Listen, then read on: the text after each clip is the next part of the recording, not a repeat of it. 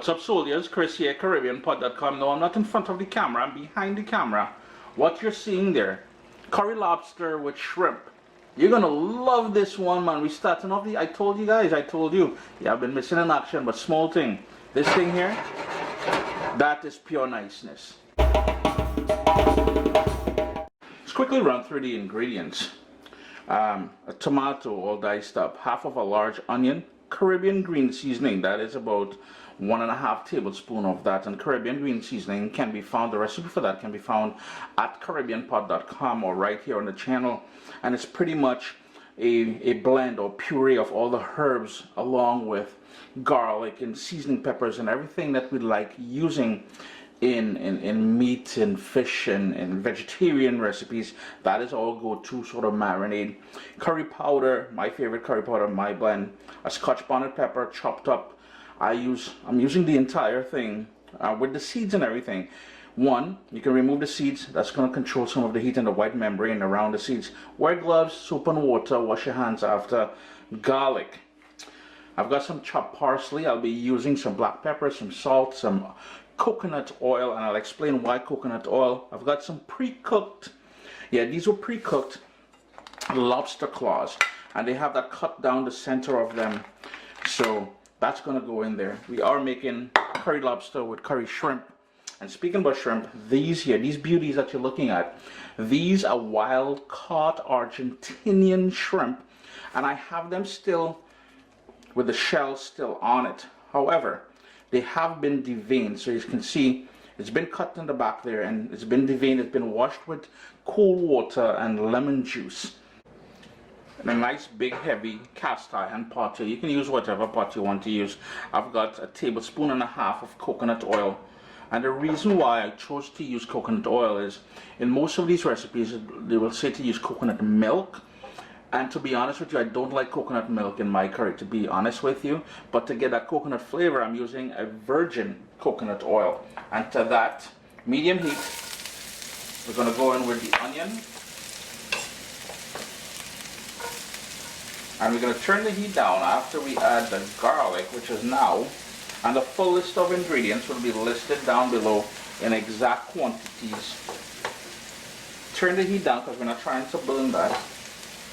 And let that go for a couple minutes, nice and soft. 3 minutes later, you're going to see little dark edges, starting some little golden edges on the onion as well as the garlic. Remember that heat is on low. Here's what I'm going to add, that sort of kick, that sort of spice, that Caribbean sunshine and entire scotch bonnet pepper. Now you can tailor it to your own heat preference or liking or tolerance. Totally up to you, and whatever hot pepper you like using, you can, rock that. Uncle Chris ain't really heating. If you have, all you have is pepper flakes, rock that pepper flake. 1 more minute on that heat there.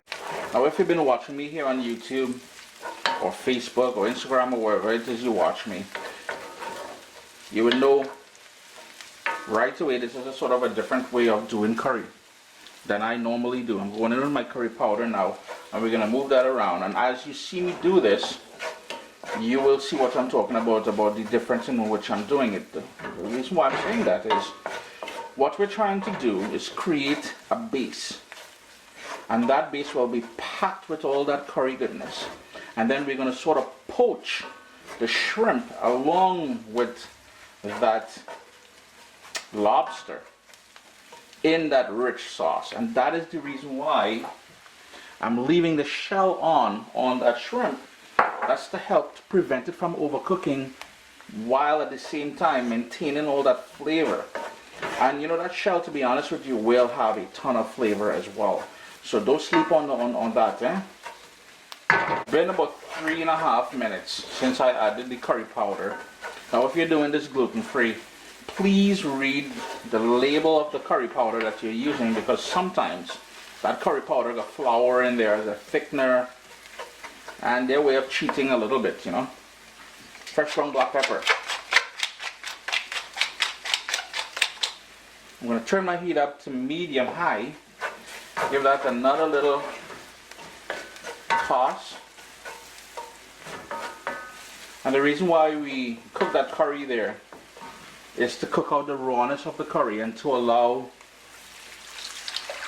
all the spices which makes up that curry powder to fully bloom. Give that a quick mix here, and we're going to bring that up to a boil. And that there is the sort of poaching liquid that we create in that rich curry goodness. It's come up to a boil now. And this is where the fun really starts. We need salt. We need to salt this. And I'm using sea salt. You can use whatever salt you like using, whatever you have available. And the flavor didn't stop there. I've got dehydrated shado beni and dehydrated pimento peppers. Remember, Uncle Chris is based in Canada. It is winter outside, so no fresh ingredients. And I make my own dehydrated shado beni and pimento peppers. Caribbean green seasoning. Toss that in there. The tomato that we diced up, toss that in there. And this is all about making sure we have a nice thick gravy full of body. Gonna move that around, and we're gonna get all that herbal notes, all the spices which makes up the curry. That tomato in there is gonna bring that acidity to sort of balance things. So what we want to do now is turn this down to medium and let it simmer for about 4 minutes. We really want this to come together before we start adding the shrimp and the lobster. Remember, that lobster is fully cooked already. If you're using raw lobster, you will have to add it the same time we're adding the shrimp and put a lid on it. But because it's fully cooked, we're just going to have to warm it through. For an additional punch of flavor, I've got here some Anchar Masala. And if you go to your favorite Caribbean grocery store, you'll find it there. I'm not sure if you can find it on Amazon, but that they will give it a smokiness, a sort of a jeera or cumin sort of kick to things. And just look at that niceness happening on the bottom there. And here's the thing, if you cannot get that Anchar Masala, all you need to do is get some roasted ground cumin or jeera, and you'll be set. I'm just going to give that 1 more minute. Notice how it's coming together there. Now here's what I'm going to go in with that shrimp, and as I said, I kept the shells on there, but they have been peeled and deveined. They have been washed with the juice of lemon or lime and cool water. And all we're doing now is allowing all those flavors to come together there. And mix that in that curry sauce that we have there. And this is one of those things where you got to get dirty when you're eating it. You got to, grab it, pull it apart, suck on it. Hey, that sounding kind of rude there, Chris. What kind of... Alright. Keeping our eyes on you, mister. But anyhow, let that go there. I'm going to crank up my heat to adjust it back up to that boil. Yeah, your kitchen should be smelling wicked up just about now, yeah? Listen, time to add. It's been about 3 minutes since we added that shrimp. Turn my heat down a little bit. And we're going to go in with those lobster claws. If you have lobster tails. Now remember, these were already cooked. I bought them at the grocery store already cooked, which means they were steamed. If you were using fresh raw lobster, you would add it when I added that shrimp there. It's been another 3 minutes since I added the lobster claws to the pot here. It's been simmering away. I'm going to give it 1 more minute, but what I'm going to do at this point here, I'm going to let it rain some parsley. Taste it for salt and adjust it accordingly to your own liking. And curry lobster with shrimp.